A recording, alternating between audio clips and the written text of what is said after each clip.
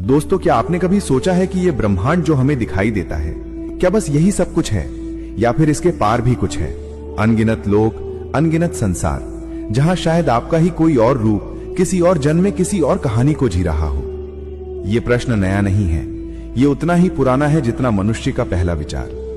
2500 साल पहले, जब विज्ञान का कोई नाम नहीं था, जब टेलीस्कोप और क्वांटम थ्योरी जैसी बातें अस्तित्व में भी नहीं आई थी, तब एक व्यक्ति ने कहा था, अनंत लोक हैं जहां असंख्य जीव जन्म और मृत्यु के चक्र में घूमते हैं। वो व्यक्ति था सिद्धार्थ गौतम, जिन्हें हम बुद्ध कहते हैं। आज का ये विषय सामान्य नहीं है, ये आपकी चेतना की उन सीमाओं को छुएगा जहां विज्ञान की भाषा भी चुप हो जाती है।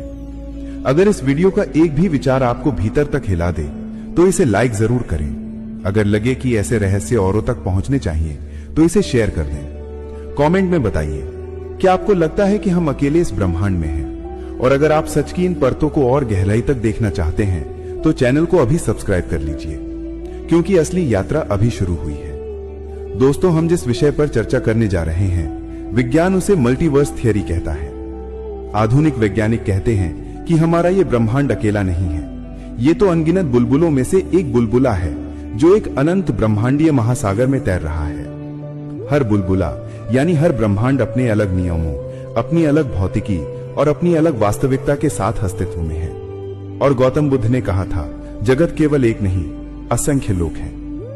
क्या यह संभव है कि गौतम बुद्ध जो अनंत संसार कह रहे थे, वही विज्ञान आज मल्टीवर्स के नाम से खोजने की कोशिश कर रहा है?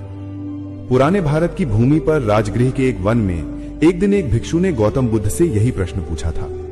भिक्षु बोला, भगवान, क्या ये संसार ही सब कुछ है या इसके पार भी कुछ और है जिसे हम नहीं देख सकते? गौतम बुद्ध मुस्कुराए। उन्होंने कहा, भिक्षु, जिस प्रकार समुद्र में असंख्य लहरें उठती और मिटती हैं, वैसे ही असंख्य लोग उठते और मिटते रहते हैं। एक लहर को देखकर तुम सागर को नहीं जान सकते। भिक्षु ने फिर पूछा, भगवान, क्या हम इन लोकों में जाते हैं जैसे जन्म जन्मांतर में? गौतम बुद्ध बोले, हां भिक्षु, जब तक अज्ञान है यात्रा अनंत है।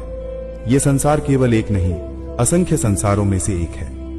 गौतम बुद्ध की इस बात को सुनो तो ऐसा लगता है मानो वे किसी ब्रह्मांडीय सत्य को प्रत्यक्ष देख रहे थे।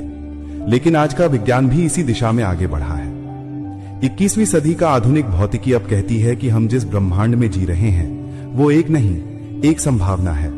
जैसे साबुन के झाग में अनगिनत बुलबुले होते हैं। आगे क्या हुआ जानने के लिए फॉलो करें और इसी वीडियो के नीचे दिए गए लिंक को क्लिक करके पूरी वीडियो देखें।